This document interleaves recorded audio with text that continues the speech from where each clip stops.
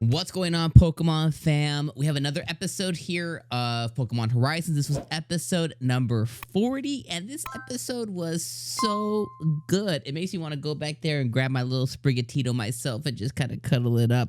You know, we had the quintessential, you know, bye-bye Pikachu, bye-bye this, you know, farewell this episode. This one was farewell Sprigatito episode, and essentially this is pretty much par for the course. It was that episode to where, you know, Pikachu finds another like, you know, set of Pikachu in the wilderness, and that's their family, and they'd be better served there. And Ash, you know, is like, oh, maybe I should just let Pikachu go like I did Butterfree and Pidgeot and this and this and that. It's just another one of those types of episodes, which is completely okay. These types of episodes are typically, the reason that they're written in, and the reason that they exist, and the reason I think that they put them out there, is it just kind of teaches, you know, kids, and teaches people who are watching, like, push through adversity, push through the things that, even if you think you're hurting another person, like, allow them to tell you, like, they don't want you around anymore. And this also kind of puts it on notice for Liko and Sprigatito to get even closer. Obviously, this episode, Sprigatito learned Magical Leaf, so, you know, now they learn to move, you know, based on this adversity that they faced, and they're ever closer before. And then this episode also showed us, you know, the breeding, you know, the actual breeding of these starter Pokemon, which is really, really cool to see. You know, too often we always wonder, like, oh, where do these starter Pokemon actually come from? And it's cool to see, like, oh, okay, this person, this lady, she breeds all these cat Pokemon, all these starter Pokemon. Like, there was several other different Pokemon there as well too. So it's like, okay, she breeds these Pokemon, and she kind of provides these services to other schools and, you know, other Pokemon professors for people's first time Pokemon.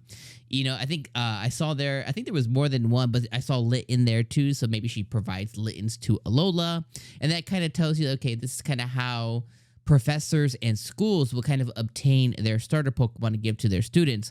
What's even cooler about this episode, though, on top of everything else, was the fact that this breeder lady was like kind of like a part of the selection process, and she kind of made the decision for Sprigatito to go and partner with Liko because she saw something in Liko. So, you know, at the beginning of the show, they kind of show like, okay, each student comes and, you know, they pick their partner Pokemon, and you're like, okay, well, like, how did that work exactly? Is it just kind of random? Like, you just pick a ball and, like, you get Squirtle, you get Charmander, just is what it is?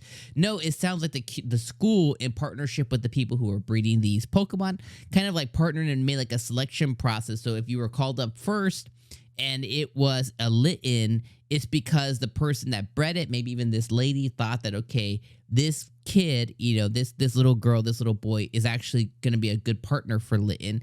And they kind of made these selections. So it's like, it's really cool to kind of think about that, because that means that, like, Liko was specifically chosen for Sprigatito. And the reason that the breeder chose her for Sprigatito is because Sprigatito kind of lit up when she saw Liko. And it's just like, okay, this is going to be the trainer that's going to be able to pull the right things out of this Sprigatito and be able. So it's just really, really adorable and just really, really cute. And I just love to see it.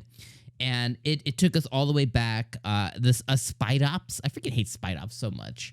A Spidops, one of the worst SV Pokemon in my opinion. But Spidops is the reason for Sprigatito's original kind of like depressioness. And, you know, once again, Spidops shows back up again for Sprigatito to kind of overcome that original OG adversity that Sprigatito faced originally, where she messed up and she did too much of a leafage, and she hurt some of her other friends, and that's kind of stuck with her. And now she's a different Sprigatito. She's with a trainer, with a partner Pokemon, and she did a magical leaf, and she was able to overcome, and she was able to save. She was able to save her partner Pokemon, her family Pokemon this time she was able to overcome it, and then she was able to go back and she was able to defeat 𝐒𝐻𝐻𝐻, and it's like it's just a win. And this was just a really feel good episode, and I'm always, my opinion is I'm very skeptical with these kinds of episodes because I'm like, oh, it's kind of like that filler bye Pokemon kind of thing. We know they're not going to separate. It's like, ugh, but how are they going to do it? But honestly, this was a feel good episode. It was completely adorable. I love seeing Liko and Sprigatito grow ever closer. That tells us that, the next step for them might be like an evolution, which is a really, really cool thing to think of, is when Sprigatito finally evolves. Like, that's going to be a really cool thing. Like, overall, this is just a really feel-good episode. And I think, for kids watching this is like, you can potentially hurt somebody that you love, but like, how do you overcome that? You know what I mean? You can't just run away. So this teaches something really cool for kids, and for everybody else, like all of us old folks who are watching this is just an adorable, really cute thing to watch of like, this is what we would love to see, be instilled in our kids. And, when you're playing a Pokemon game, you're the Pokemon trainer, right? It's like you're thinking like, okay, I'm the Pokemon trainer.